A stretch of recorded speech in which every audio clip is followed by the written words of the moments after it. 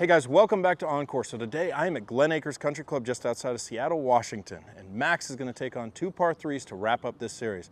He's going to give you some insights on how he plays the game, and we're going to see how he can do. Hope you enjoy. All right, so we got 140 yards here. When I play a par three that's usually this short, I like to be pretty aggressive with it. Anything with like a wedge or a 9-iron in my hand, I like to attack it. It's a short enough number to where I can be aggressive with it. And if the green is in a good, like, simple complex, I can go after it. So right here, it looks pretty open up there. It's obviously a two-tier green, but there's a lot of space around the hole. I like to, or we talked about earlier about picking high targets, so my shot shape is usually a draw. So I'm gonna pick the top of the pine tree that's just a little bit right of the pin, and I'm gonna draw it in there, and we'll see where it ends up.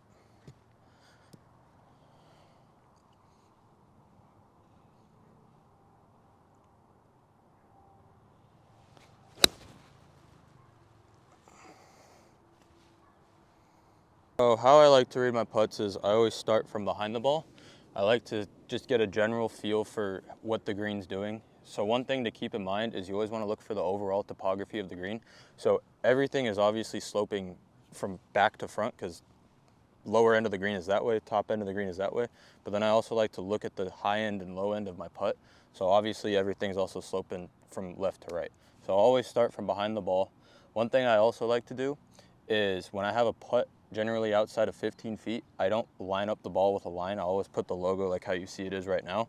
I just don't like to get line locked and then I forget about everything else, and then usually I leave my putt like 4 feet short. So I stop doing that. So I'll start off with looking at the putt from behind. I'll then come up and I'll feel it with my feet just to make sure that it matches what I saw and it feels like it's gonna go a good bit to the right. With a longer putt, I always like to break it up into two parts. So I'll also come feel it with my feet right here. I'll go back behind the hole and I'll double check to make sure that I'm not missing anything. And it looks like I have to play this pretty high. It's a pretty severe slope. So I got my spot. It's a pretty high point. And then I'm gonna commit to the putt, and all you can do with putting is just hit the best putt possible. If it goes in, it goes in. If it doesn't, you don't need to stress about how you missed a putt.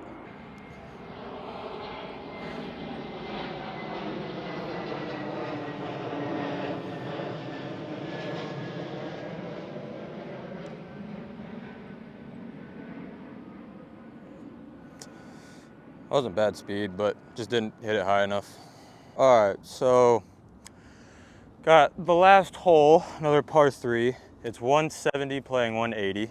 Obviously, when you're playing uphill more, you got to take more club to account for. It's a little bit downwind as well.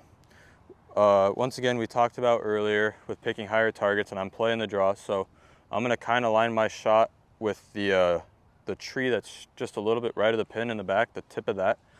I'm gonna hit my draw and we'll see where it ends up.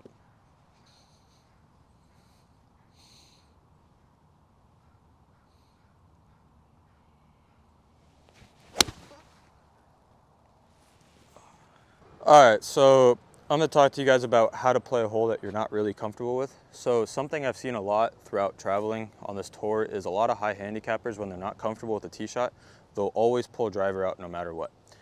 One way to lower your scores as a high handicapper, don't pull driver out every time. Find something that gets you in play and makes you, gives you the best opportunity to make the lowest score.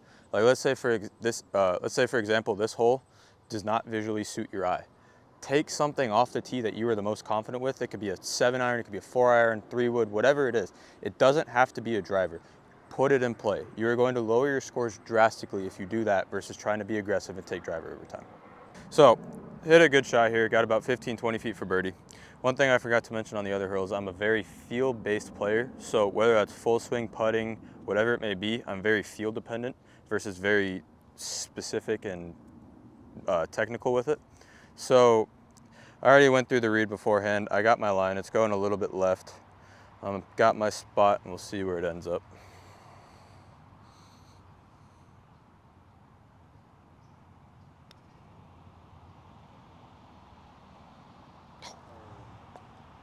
Hey guys, if you like this video, please like and comment. I come out with new content every Saturday, Sunday, Tuesday, and Thursday. Thanks a lot, you guys.